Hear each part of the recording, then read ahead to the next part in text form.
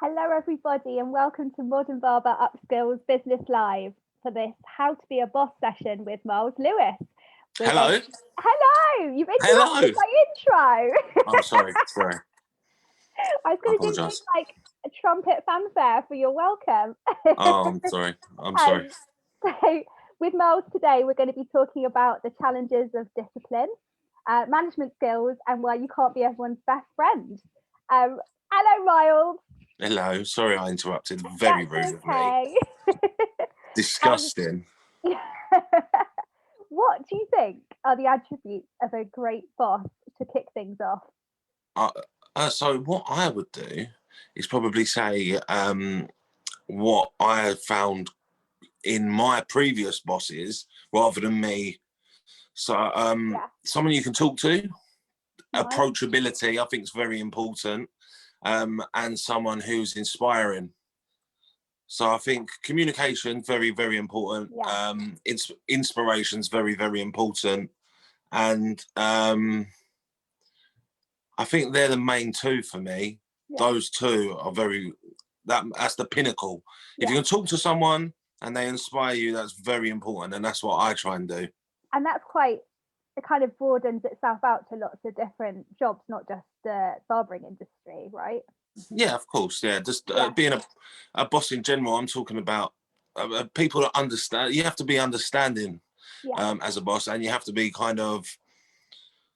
you have to know what's happening around you. You have to be kind of clued up and like involved in what's going on. Yeah. So when did you become a manager of other people? Can you tell us a little bit about your journey to becoming a boss? So I've been barbering, I can't remember, 6 years, maybe 7 years this year. I'm not sure. I can't really remember.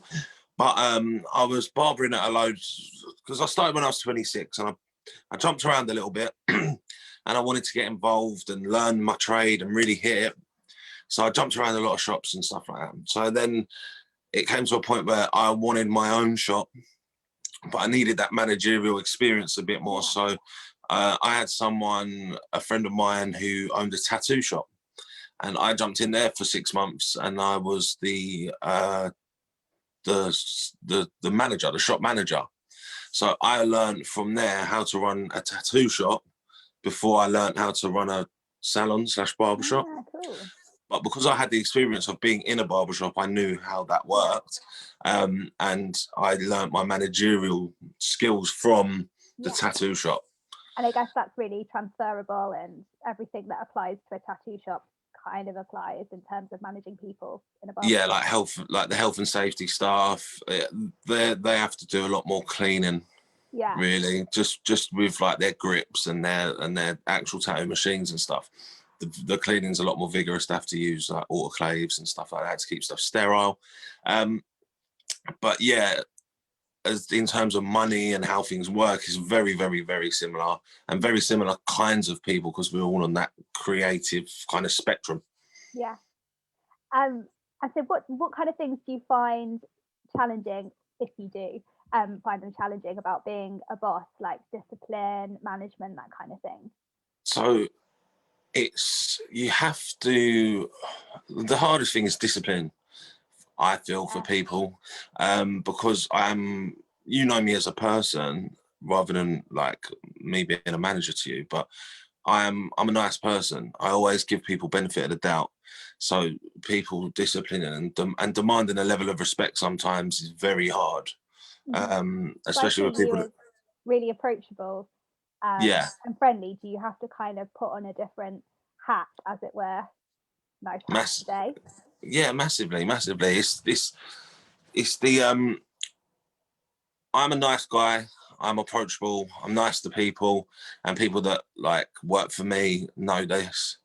And then you have to sometimes create that barrier between, oh, this is Myles the mate / like support unit, to Myles actually owns like the company and is the business owner and my boss, you know.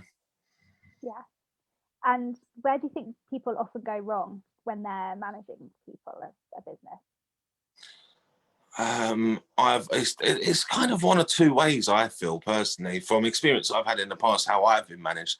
It's either some people are on this power trip, Yeah. and they think, oh, this is my shop, you do this, you do that. You're like, hang on, like, just talk to me normally. Or they can't relate to what you're going through, or they don't understand certain things that you deal with. Because as a manager, I feel you've got to understand where people come from. You can't be, it's not 1980. You can't be like, do you know what I mean? You got to be more understanding, especially with the mental health thing that people go through these days. And it's very apparent that people struggle. So you've got to understand that. And you've really got to be tuned into what your staff, how they feel, what mood they're in. I know a lot of people are like, I don't care. You come to work, leave everything at home. But that's very much easier said than done. So, especially when you're dealing with creatives, Sure. because I dealt with creatives management at the tattoo shop, I also feel that the barbering industry and the hairdressing industry is just as creative. So, dealing with creative people, you've really got to be in tune with how they feel in turn to motivate. Yeah. And you kind of mentioned a bit about understanding what makes people tick and their like outside work life. Yeah. Obviously, you probably need to set up a boundary to some extent, but how involved do you get in your employees, or have you got in your employees' kind of personal lives and checking for their well-being outside of work as well? So me and everyone who works for me at my shop, we're very close. We're all kind of that family.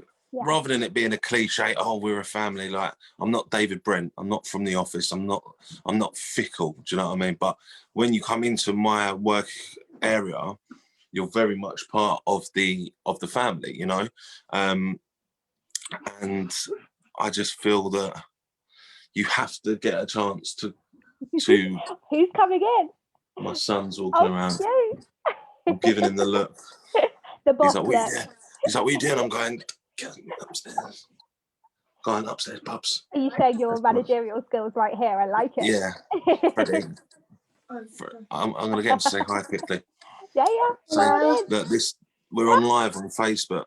Hello. Okay, Hello. so Dad's just doing this. So you've got to go upstairs, be really quiet and super duper. Vibes. Love you. Love it. So, yeah, so I do get involved in their personal lives. Not over the top. I'm not like, but they can speak to me. You know, like lockdown. My phone's always on, and I text them like, "How you doing? How you feeling?" And if they're not feeling great, I'll have a chat. I'll be like, "I'm here for you. Don't worry.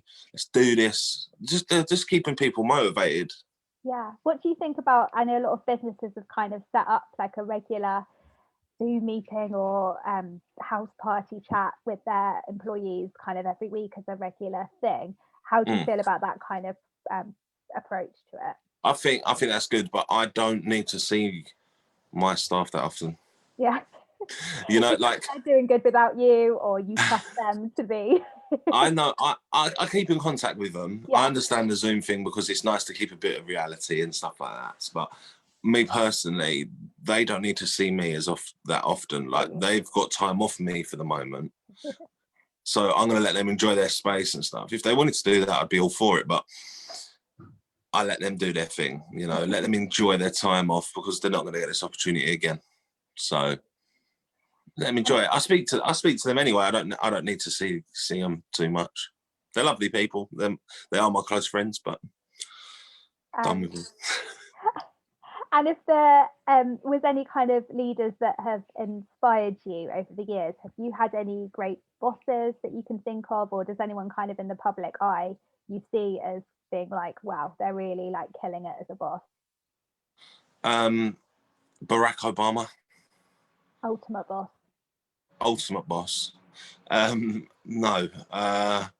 I wouldn't say I look at people and think they're a good boss, but I look at experiences, and I've read books, and I've had a look at other people's things and think, do you know what? The way you do it is good. It's more, I don't look at people and think they're a good boss. I look at people and think they're a good entrepreneur. They're good at creating stuff. They're good at making things happen. So like, I know I said the David Brent thing earlier, but Ricky Gervais is quite a big one for me, because he makes stuff happen.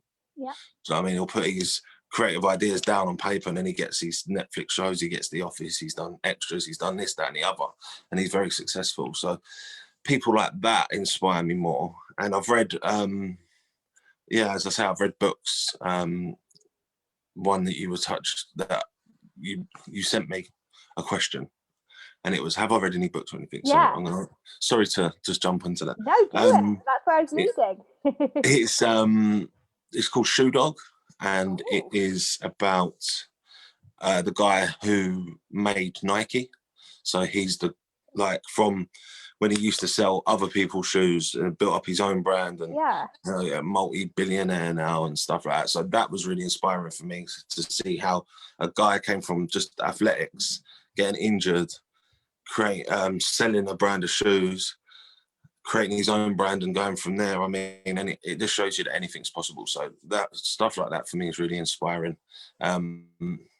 Even watching TV shows. Last night I was watching a TV show, Rich House, Poor House, and the guy who had the rich house was like, done this, that, and the other. And I take inspiration from people like that as well. It's just like, okay, that's how he's working.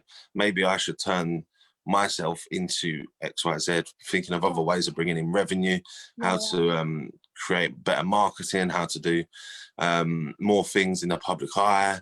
So I take inspiration from a lot of people that are in the entrepreneurial kind of side of business. That's really interesting. And I know that you are particularly resourceful when it comes to new projects and things, and marketing them as well. Like, for example, I know you did your butchers during, was it the first or second lockdown, which is one of my favorite things that I've seen a barbershop do. Yeah, so I've got a business partner, and he's got a few businesses. And I said to him, if we go in lockdown again, I don't know how we're going to get through this one. And he was like, yeah. So I said, look, you got the butchers. I'm going to come to the butchers. I'm going to steal one of your desks, one of your meat like desks, like the fridge ones. And I'm going to sell meat. I'm just going to do it. I'm going to put a front and just reuse the shop, because we've got the space. We're paying for rent. But it didn't work very well. But I did try my best. We did like a week of it. It didn't really work too well. But we did give it a go. You're not afraid to try new things. Well, I have to. Yeah. It's because it's just because it is a pandemic. Like, no one's been trained for this. No one's been said, oh, this is how you've got to manage it. It's literally just, oh, pandemic, you can't earn any money.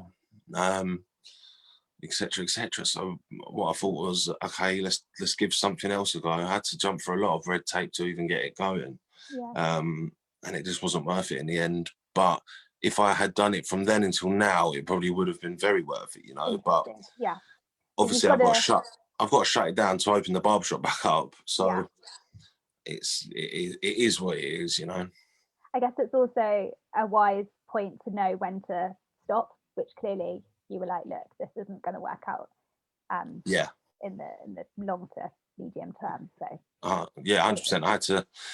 I had to realize when it wasn't worth my while, So that's what we did, and it is what it is. Like, I gave it a go, and I like giving things a go. I like doing things a bit different that people don't do. So why not? Oh, Myles, I think we just lost you. Hello, did you time out? You're back. You're all good. So, sorry, yeah. Let's talk about any bosses that you've had without naming and shaming. Did you have any great bosses during either your career as a barber? Have you had a boss as a barber before, or did you? I've had bosses. Yeah. I've had some good bosses, some funny bosses, some weird bosses, some aggressive bosses. I've seen a lot of different kind of managerial styles and stuff. Everyone's been pretty cool. Some people are not as cool, but I don't ever dislike anyone for anything in particular. I do like everyone that I've worked for pretty much. And Yeah, sorry, my missus is trying to text me. She's like, so I'm like, don't. I've had some, yeah, I've had some really good ones. My favourite one's probably a guy called Alex Perry. When I used to work at Brad's Barbershop, he took me from somewhere where I wasn't busy at all. I worked in a shop that was predominantly a tattoo shop with the gimmick of a barbershop, like a barber chair in there, and it was really quiet. So Alex Perry from Brad's Barbers in Upminster, and Out. yeah, he grabbed me up and said, "Look, come work for me," and he got me back on the track that I was, that like the journey I was heading to. So him and Brad from Brad's Barbers, they were really, really good. A few other people showed me a few things just to embrace my creativity, like at Jake's Barbershop, which is now Lifestyle Barbershop. He just said, he just showed me that I could do what I kind of needed to. Yeah. Like be creative and just do what you need. So he helped me on that kind of level. But yeah, that's where I take strength from, is just being creative. And do you find that you can see easily potential in people? What do you kind of look for when you're recruiting staff? Or you can see you've got an apprentice or a young up and coming guy or girl. What's kind of the thing that you look for? It's a good one, that. So when I'll start with recruiting. Yeah. If they hit you up before you're looking, is a good sign. So say I'm not looking for anyone and they hit me up and they've taken that time to think, Yeah. they need me at this shop. So that's always a good kind of one. In the past, I have employed people just because of like loose relationships. I know them from through thingy, and they're quite cool, and I know them a little bit already, so I'll take them on. But So like a that's what recommendation kind of. yeah, but that's bitten me more than it's helped me. Interesting. So I've had to let 2 people go in the last kind of just over a year because of that reason. So that's, for me, like, it's good to have a recommendation if they're like, yeah, this guy's cool, he can cut hair, or if I know them loosely from like through other people and stuff, like, cool, I'll give you an opportunity. But if they take the mickey, shall we say, it doesn't slide with me. So you have to, it's hard, but you just have to let them go, have conversations, give them a few warnings, and just do it all properly, you know. But that's just kind of how that is. But recruitment wise, I like, if I put it out there and they're eager, then I get them in, have a chat, do a haircut, show me your work, show me what you're worth, tell me why I should employ you, not anything else. Don't tell me how great you are. Just tell me who you are, because you can always mold people into how you want them to cut hair, or how you want them to be. But you can't mold, it's personality. You can't mold someone's personality, and if they don't fit with my shop, then it kind of stops there. Yeah, I guess that's interesting, that work ethic and personality are things that you're kind of stuck with. And whereas, you know, if someone was lacking in the technical areas, there are things that you can do, educational training programs you can put them on, you can teach them and stuff. So I guess that's less of a barrier to employing. Yeah, I'm not a psychologist, so I can't help them with their personality or their passion. I can obviously try and inspire them to do what I've been doing on my journey, but it's hard to change someone's personality if they're not a fit, you know. So it's very, I would rather take someone on who can't cut hair really very well, but is passionate, wants to learn more, and is a great personality and a good person. Yeah. Because I know so many people in the industry that I could just even send them to for a couple of days, or just pick up this, pick up that. I can teach them. I've got 2 great barbers in my shop as well that can teach people. They're young. The 2, I've got Cody and Maddie now, and they're young and they're really, really, really, really good. So I like that because they're passionate and they're talented. So for me, I'd rather have someone who's passionate. Passion's the main thing, creativity's the main thing, and personality's the main thing. Everything else you can teach, pretty much. Got you. So we've got a question from a listener. This is from Carl Hinder. And he says, Myles, do you use a lot of structure to manage the team, i.e. scheduled staff meetings, procedures, or do you kind of do management as you go kind of style? I guess that's kind of a question about what approach you take. Yeah. So I know what you're saying. So I will have a meeting once every 2 weeks with everyone, getting 10, 15 minutes. Well, getting half hour early, we have a 10, 15-minute chat, and then we'll start the day. It's just to air any issues, because there's always some issue that will build up and it can turn into like bitchiness, for example. And so we can air that. So that's what I like to do, like every 2 weeks, every month. Depends how the vibe is, really. Depends how busy we are. If we're really, really busy, then I try to kind of just talk, have a meeting as when we can. But realistically, we talk anyway. So there's not a managerial structure. I just work how I see fit. So it's not like, oh, just off a whim, I'm the boss here. It's just not. I'm not in a corporate company. I'm not in an office. So it's not like verbal warning, written warning, second written warning, final warning. It doesn't. It's not really like that with me. It's just I'll have conversations and say how it is. As long as I'm getting the respect from the staff, then yeah, I'm not in a. If I was in a bigger company and I had more staff, I mean, I've got me and 4 other staff at the moment, 5 other staff at the moment. So it's not massive. I don't need to have such a tight structure. But if I had another shop, which I'm looking to do, then I'd have more of a structure. So I'd be here this day, that day, and I'd speak to people in the morning on that day and that day. It's just at the moment, finding our feet. I mean, my shop now, we've only been trading since, what is it? It'll be 2 years in April this year. And most of that's, well, not most of that, but a big chunk has been in lockdown. So where I wanted to be now has been set back almost 2 years back to the beginning, which really sucks, because we've got a 5-year plan of how we want to do things. And this curveball's hit us massively. So, but yeah, my answer to Cole is not at the moment. Not at the moment. I will do, though, when I get larger.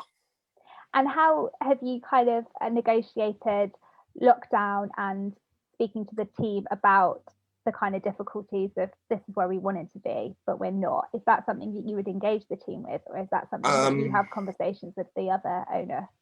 Yeah, so me and my business partner, we constantly, we're always in contact. So we always have conversations with each other, and we know how much we've been set back financially and how much we want to project in the next, when we're back to work, and where we want to be. So we've rejiggled our targets, we've moved where we want to be, but the team are very much on the same page as me. They know where I want to be and where we're going to take it.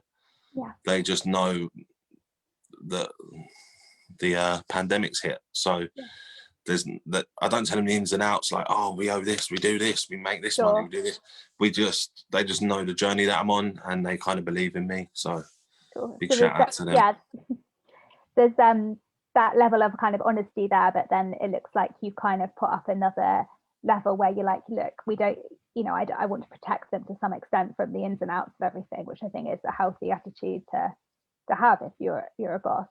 Yeah, they don't need to be stressed out with anything like that. I just want them creating. I want them to be enjoying their time. Like, it's very important for me for them to enjoy work. That's the whole reason I got into barbering out of marketing. So I was I was in marketing sales before, and the reason I got into barbering is because I wanted to enjoy it. Yeah, and I hope you don't mind me saying, it was jewelry, wasn't it, that you were? Yeah, I did marketing for a jewelry company. So interesting. Yeah. What did you learn from that experience in terms of management and boss skills? I want to work for myself. It was very important. Not to be as ruthless as well. So you have to be cutthroat and quite ruthless. But don't be too. How can I put this without completely offending anyone? Just think about other people rather than just yourself. To keep motivation. So were things quite corporate in that landscape? No, not really. Just not the most nurturing. Yeah. You got taken advantage of a little bit, shall I say, without wanting to offend. No worries. And when it comes to age, do you think that helps in being a good boss, having a distance between the management and the people beneath, as it were. Some people get funny with age. Yeah. People do get funny with age. I had a barber who I left the younger barber in charge, and he was like, "Oh, he's a 12-year-old," and Wow. yeah, no, it wasn't good. So he got, and then it doesn't matter to me how old you are. Basically, if you're good at what you do and you work hard and you show the passion of wanting to be somewhere in a career, I don't care how old you are. Yeah. Realistically, like obviously you have more life skills, you learn a lot, but if you're 22 years old and you're professional and you know what you're doing, then it doesn't matter to me how old you are. But I know what you're saying. Like, is it better that I'm older? Is it easier to manage someone that's younger than you as well? Possibly. Yeah.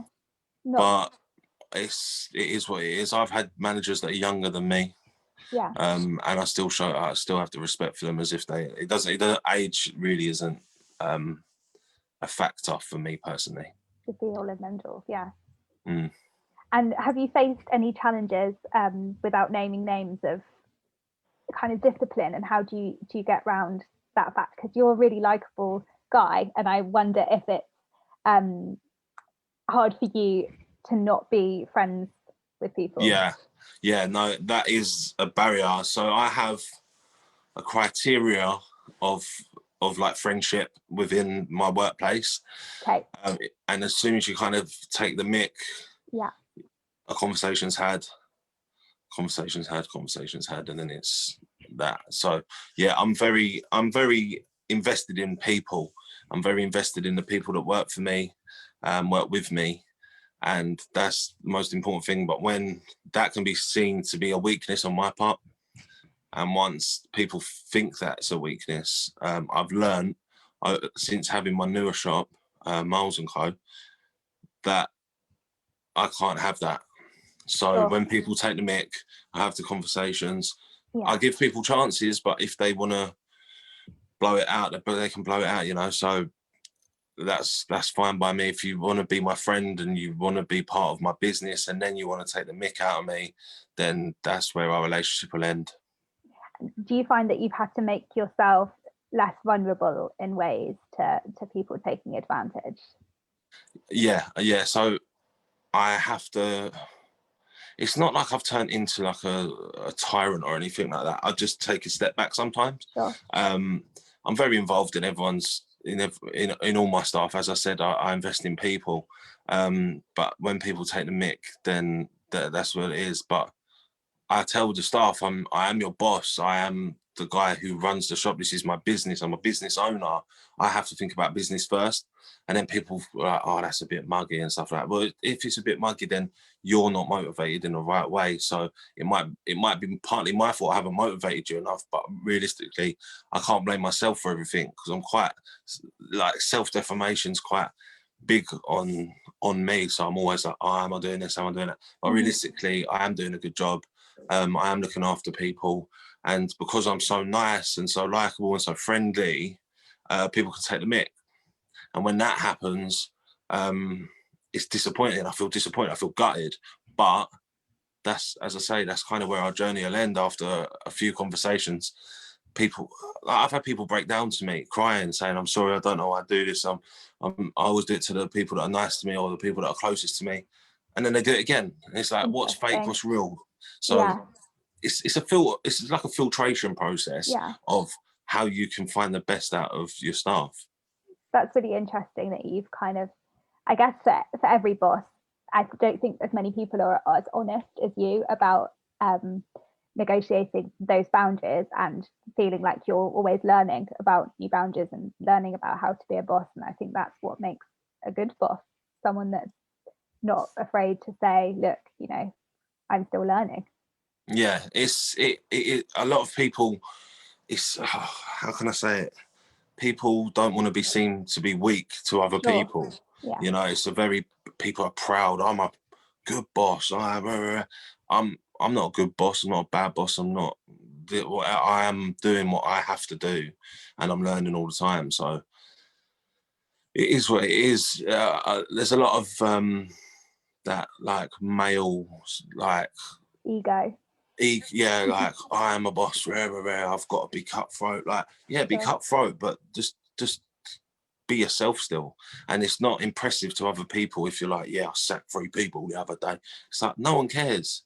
That's, do you know what I mean? That means you've employed the wrong people. So it's just a funny, there's a power trip, and you kind of, I don't want to be riding no power wave. I just want to be doing my thing and making sure my staff are motivated and inspired to kind of move on, push forward, and then we'll get more people in, and we'll all blossom.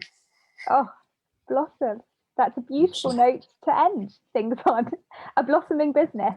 That's it. It's been so nice to chat to you and kind of find out a little bit more about what makes you tick as a boss, what you look for employees, and all your top tips for being a boss. And I really appreciate your honesty as well about, we're all learning this. It's true. And it is especially true. with the pandemic, it's just a constant case of being like, oh, another thing thrown at us. How can we adapt? 100%. Yeah, no, 100%. I agree. Thank you very much for having me. I appreciate it. Thank you so much, Myles. It's really nice to see you. And And your son, lovely. Bye. Bye. Thank you.